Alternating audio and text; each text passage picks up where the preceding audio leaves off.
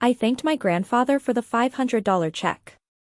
He stopped carving the roast with surgical precision, looked me straight in the eye, and said, "The gift I wired you was $1,200,000. When my grandfather set down the knife and let those words hang in the air of that luxury Tahoe lodge, I actually laughed. It wasn't a laugh of joy. It was the sound of a forensic accountant watching the first red cell on a spreadsheet finally make sense. The envelope my mother had slipped me an hour earlier contained a check for exactly $500. $1,200,000. That was the number Robert had just dropped into the center of our Christmas dinner like a live grenade. Have you ever had a family member treat your hard-earned success like their personal bank account? Drop a comment and let me know where you are listening from. I am reading every one of your stories tonight.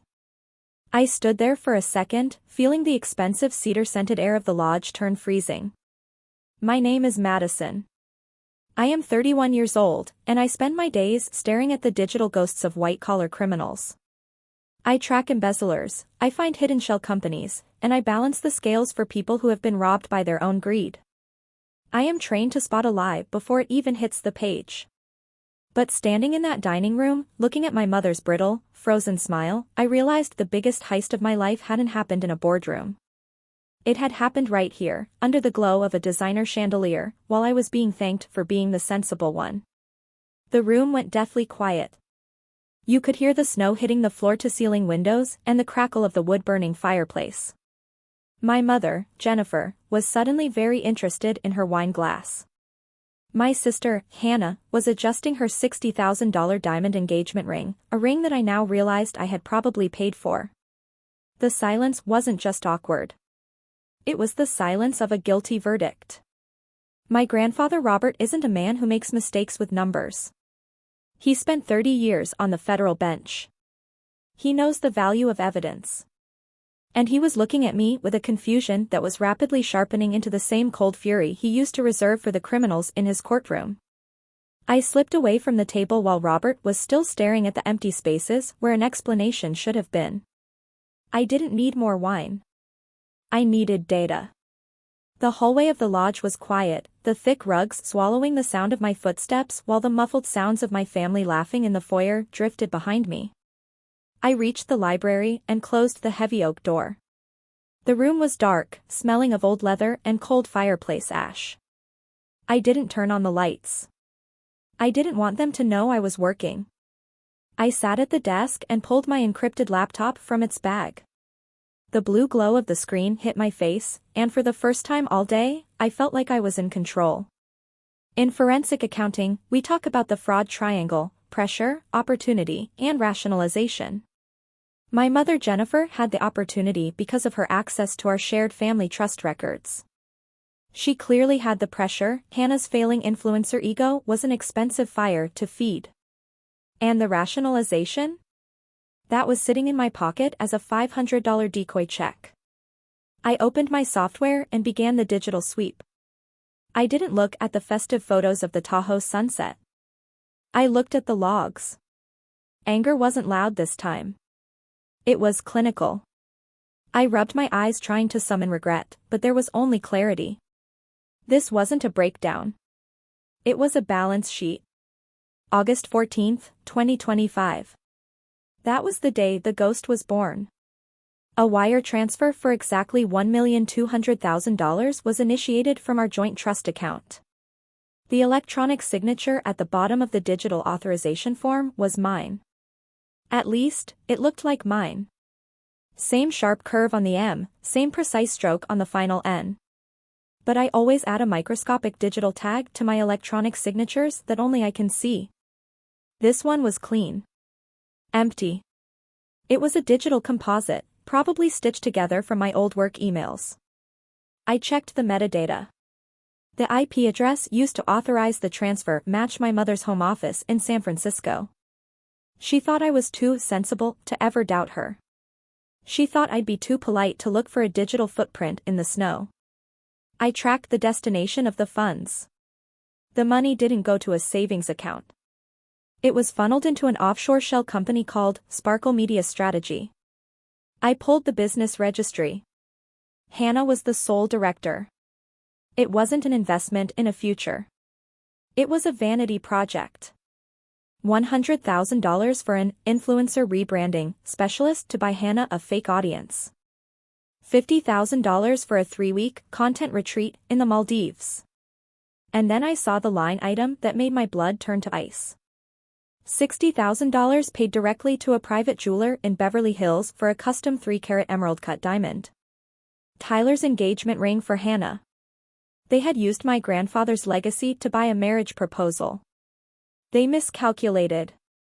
I stared at the blinking cursor, my mind drifting back through decades of being the family's permanent safety net. I had been the silent investor in their version of family for so long that I forgot I was the one keeping the company from bankruptcy. Love, I now realized, had been a subscription with me footing the bill. The Tahoe Lodge we were sitting in stayed in our name only because I spent my weekends at 24 years old untangling tax liens Jennifer had misplaced between wine tastings and boutique shopping trips. My grandfather Robert had trusted me with his estate management because I was the only one who didn't view a bank account as a bottomless wishing well. My compassion had been a luxury they had overdrafted for years, assuming my credit limit was infinite. But this wasn't just about a stolen $1,200,000. This was about the nonprofit foundation my grandmother Evelyn had spent her final years planning. Robert had wired that money specifically to launch her veterinary rescue program, the very legacy Jennifer and Hannah had allowed to rot in favor of curating their digital mirages. They hadn't just stolen my inheritance, they had sold my grandmother's soul to pay for $60,000 3-carat emerald cut diamonds and Maldives retreats. I kept wondering, what did I ever do wrong? I realized then that I had been living in a cage with an open door. This is the invisible chain of the survivor. When you are the one who fixes everyone else's mistakes, you start to believe that staying is your duty. You become a prisoner of your own competence, bound by a sense of responsibility to a family that views you as a commodity rather than a person. Jennifer and Hannah didn't see a daughter or a sister when they looked at me, they saw a reliable revenue stream to be exploited until the ledger was empty. They thought my quiet nature was weakness, but it was just a preservation of energy. The heavy library door creaked open, and the warm, golden light from the hallway spilled across the dark wood floor, breaking the blue silence of my workspace. My mother, Jennifer, and my sister, Hannah, stepped in, their faces tight with a mixture of annoyance and poorly masked anxiety. Jennifer didn't ask if I was all right. She let out a long, dramatic sigh as if my presence in this library was an act of aggression against the holiday spirit. Madison, you are being incredibly difficult, Jennifer said, her voice dropping into that familiar tone of disappointed entitlement. Robert is out there waiting for an explanation, and you are in here hiding behind a machine. Why are you making a scene over a simple misunderstanding? Misunderstanding? I pulled the $500 check from my pocket and set it on the desk. This check isn't a misunderstanding, Mom. It's a decoy. Jennifer didn't even blink. She crossed her arms, the cashmere of her sweater expensive and soft. You are 31 years old, Madison. You have a successful career and a house in the city. You don't need $1,200,000 to be happy. Hannah is trying to build something. She is at a critical stage in her career, and this rebranding is the family's future. Why are you being so selfish? I watched them, and for the first time, I saw the mechanism of their cruelty clearly. This is the trap of cruel normalization. In toxic families, the success of the responsible one is never viewed as an individual achievement, it is seen as a communal resource to be managed by the exploiters. They had spent years normalizing the idea that my hard work was a safety net for Hannah's reckless vanity. To them, stealing my inheritance wasn't a crime, it was simply a reallocation of assets that I didn't need. They had practiced this psychological theft for so long that the truth actually felt like an insult to them. Hannah stepped forward then, her $60,000 diamond engagement ring catching the blue light of my laptop like a jagged piece of ice. Maybe if you weren't so obsessed with your boring spreadsheets, you'd understand what it is like to have a life worth living, Hannah sneered. Tyler and I are a power couple. We are an investment. You are just an accountant who lives in the dark. You should be happy your money is finally doing something useful. I didn't answer with anger. I didn't need to. I looked at the data on my screen, the trail of shell companies leading directly to Hannah's Sparkle Media Strategy account. The entitlement wasn't just loud, it was documented. Jennifer moved closer, her expression shifting into a forced sweetness that felt like a threat. Madison, honey, let's just go back out there. We will find a way to make it up to you later. Just don't tell Robert anything else. You know how his heart is. You wouldn't want to be the reason he has a medical emergency on Christmas, would you? I leaned back in the chair and pulled the laptop away from her reach. The gaslighting was almost impressive. But my compassion had been a luxury they had overdrafted for years. The account was closed. I am not making a scene, Mom, I said, my voice clinical and lethal. I am performing an audit. And the closing statement is going to be very public. Hannah laughed, a sharp, brittle sound.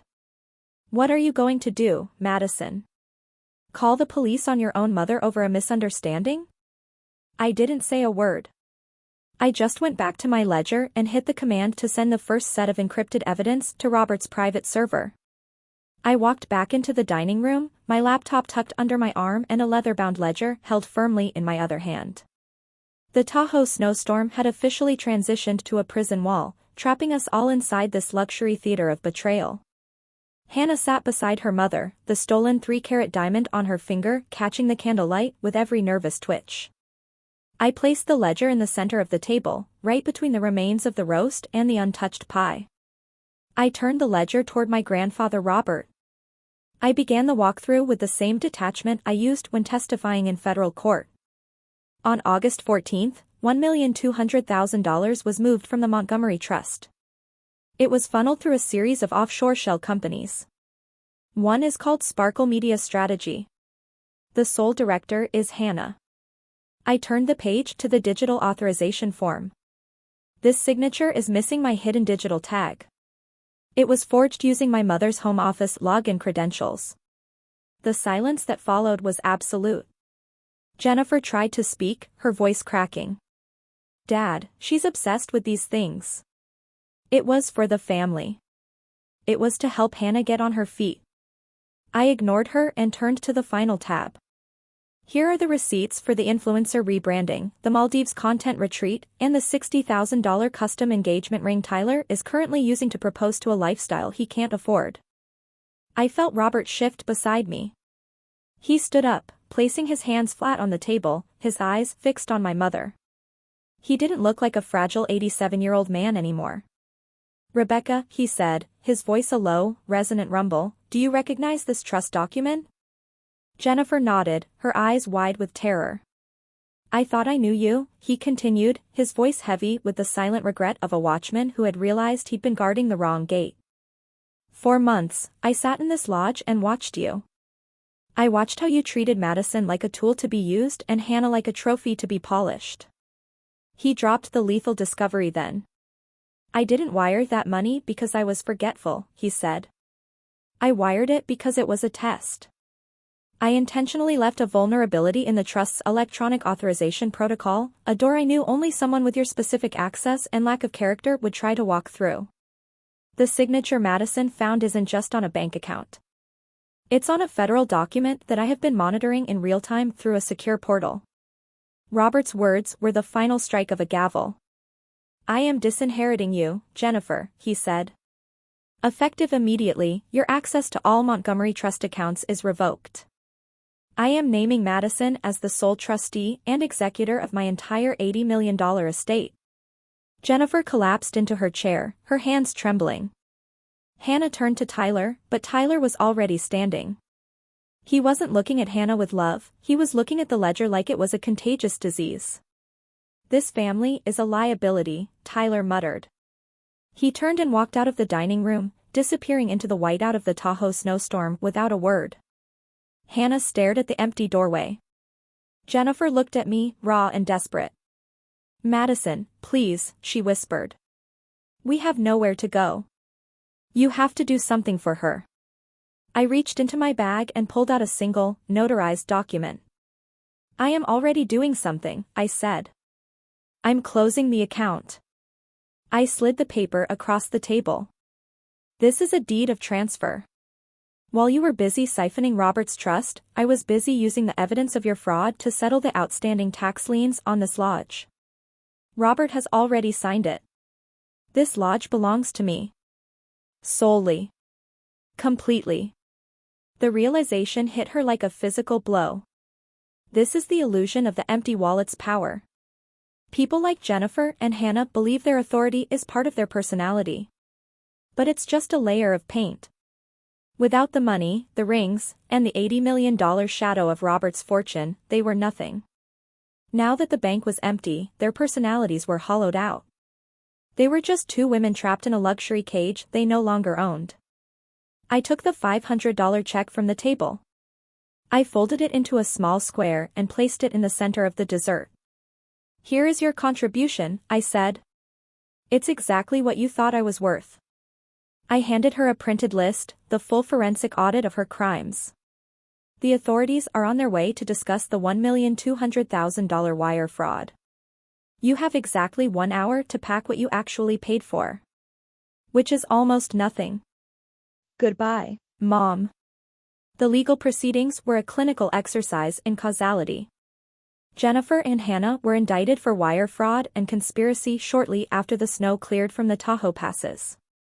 They are currently living in a cramped one-bedroom apartment in a neighborhood they used to mock. But destroying them was never the ultimate goal. This is the core of the sower's justice. True justice is about using the ashes to fertilize a new garden. Punishment is a focus on the past, but sowing is a focus on the future.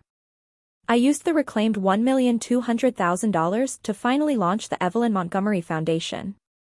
It is a veterinary rescue and placement program for the animals that everyone else has given up on. I spend my weekends at the lodge now, listening to the silence that comes with a clear conscience. Robert is finally at rest, knowing that his legacy is being handled with integrity. I am no longer the invisible safety net or the silent carry. I am the architect of my own foundation. This is a letter to those who have always felt like the outsider in their own family. To the ones who are kept around because they are useful, not because they are loved. You are not a communal resource. You are not a safety net for those too entitled to catch themselves. Sometimes, the most heroic thing you can do is stop subsidizing the people who are busy diminishing you. You have the right to walk through the open door of your own cage. They tried to sell off the pieces of my soul, but I walked away with the whole foundation.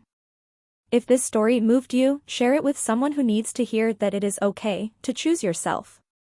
Hit follow for more justice. We are just getting started.